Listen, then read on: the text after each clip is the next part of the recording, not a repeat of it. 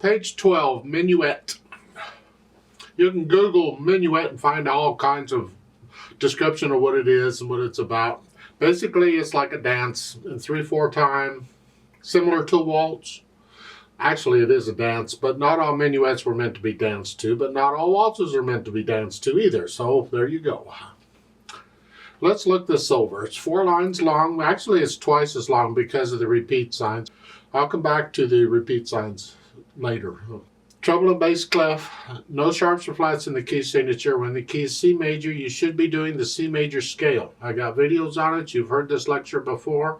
Blah, blah, blah. You fill in blah, blah, blah. It's okay. 3/4 time, well, it's a minuet. Minuets are in 3/4 time, makes sense. Just check each hand first to make sure we have the notes and rhythms. Now, I don't really want to spoon feed you the notes. You ought to be able to read this music on your own. According to the book, what we're doing here is you want third finger on the E here, and that puts you in C position.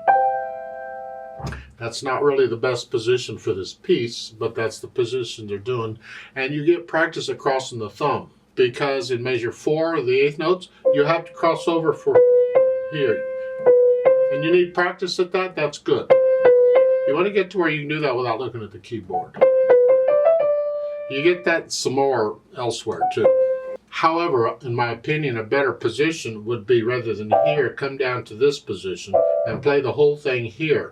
Because it all fits in these notes. These are the only notes you're using. And this way you don't cross over the thumb at all. You're all right there. However, as I said, it's good practice to cross over the thumb, so let's do that here. And the left hand, your thumb here, so it's here, and the whole thing is in this position, on quarter notes, and measure 9, the 8th notes, so 1, 2, 3, 1 in, 2 in. I'll let you do that. However, in the last line, the last 2 measures, look out, because they stuck in a triplet. Isn't that just lovely? 1 enda, or triplet, however you're counting them. So this is the last 2 measures here. So the D comes on beat 1, and the C comes on beat 2. There. I just got to get in those other little notes. And it triplet, or 1 enda. 1 enda. 1 enda 2. 1 enda 2. See, all 4 of those notes are even. 1 enda 2. Or triplet, triplet. So you've been counting 1 and 2 and for the 8th notes, 1 and 2 and.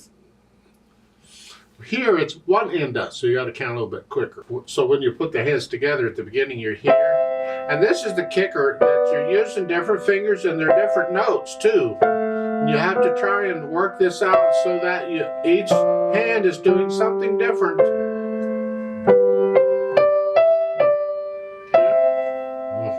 So when we get down to the last 2 measures again, the left hand, that's 1, 2. 1, 2. See that these come together. 1 and 2. Here. So I'll let you work out the rhythm and the notes, and then go back through your rhythm hesitation so it's a steady beat. Doesn't matter how fast you go at this point. What is important is that there's no hesitations anywhere. Now we can think about the articulation. They've got phrases in here, and you're going to lift up, just a little lift up between the phrases, like taking a breath. Lift. And then and measure 7 staccato. Short bump, I'm flexing at the wrist, short staccato. Here. The left hand, I suggest you just connect this left hand all the way through except for the staccatos. Connect. So you have to lift up in the right hand at the end of the first line here. You're lifting up in the right hand for the phrase, but I would keep the left hand down. I don't lift up the left hand just because I lift it up in the right. So, I mean, it's easier if you lift up both. But in my opinion, I would keep the left hand connected if you can. Now, measure 9 is staccato. And you can can separate measures 10 and 11 slightly. So lift up, or if you'd rather, you can connect them, because lift up, lift up. So here you can lift up in both hands. So measure 9 is staccato. Again, I'm flexing at the wrist.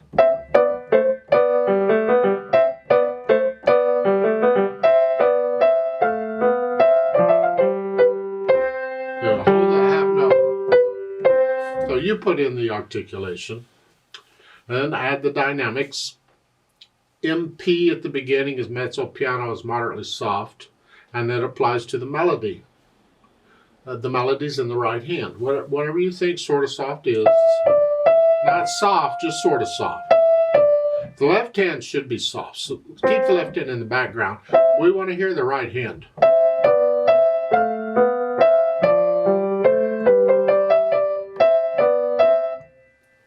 I've got a little more weight on the right hand. The left hand is very light. Then in measure 9, it's loud, and that's the right hand. The left hand is in the background. You can come up a little louder in the left hand, but keep it in the background. Soft, we're echoing that. And then in measure 12, you have the hairpin to get louder. You're soft. I'm doing it like a beat at a time. Very soft, soft. Just come up a little. Because then in measure 13, you're moderately soft, which is a little louder than you were in measure 12. A little louder.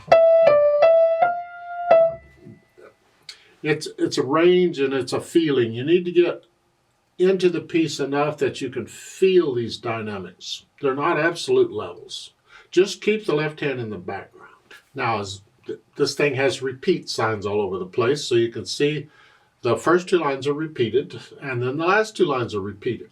So the thing is actually twice as long as it looks. And speed, well, just think of people waltzing. 1, 2, 3, 1, 2, 3. Just a nice gentle waltz.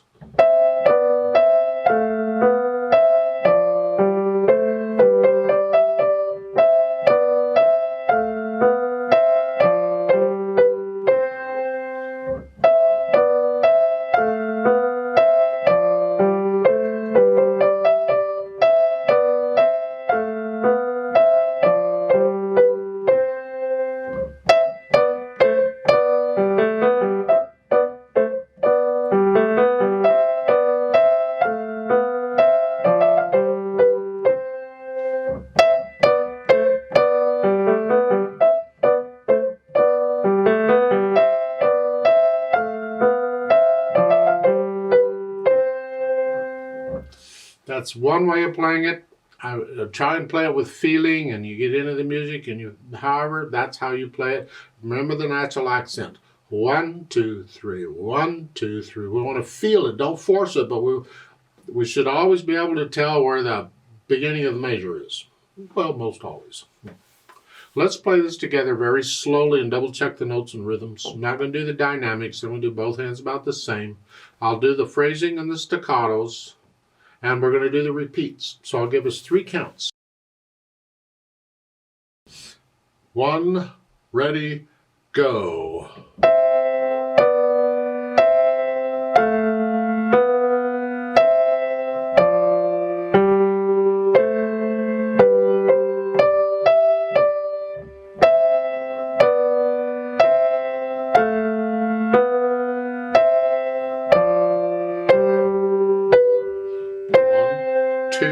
Repeat.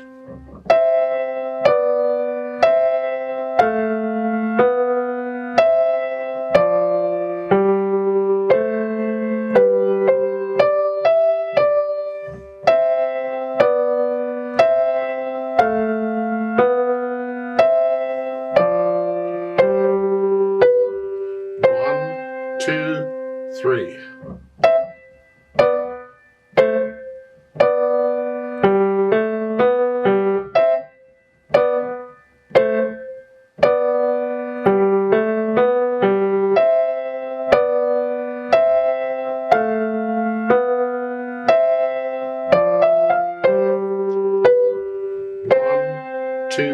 Repeat.